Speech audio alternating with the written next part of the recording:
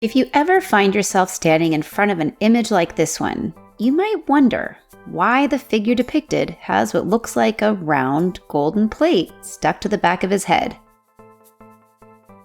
This golden plate is called a halo, or nimbus, and versions of this symbol have been used in visual art to mark a being as special, powerful, or sacred for thousands of years.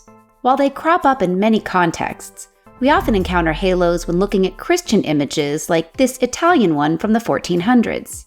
In the Christian religion, especially good people, known as saints, are celebrated as models of faith and virtuous behavior. St. George, shown here young and handsome in gleaming armor, was a soldier in the ancient Roman army who was so dedicated to Christianity that he chose to die rather than give up his faith. If the glowing circle behind George's head made you think of the sun, then you are already on your way to understanding what a halo means.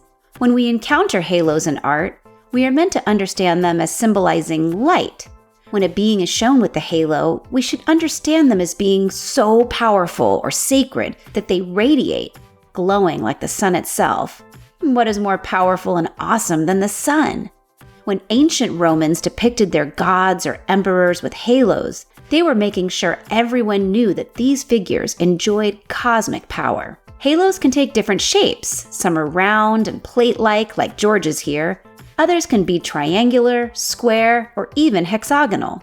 Every type of halo tells us something a bit different about the nature of the being it adorns. Halos can also be given to animals, something we often see when a lamb or a phoenix is used as a stand-in for Jesus Christ, or a glowing eagle for the Roman god Jupiter. We might not always know exactly who or what we are looking at when we encounter a work of art that is new to us. If you see a halo, there's a good chance that the figure or being depicted is someone to take seriously.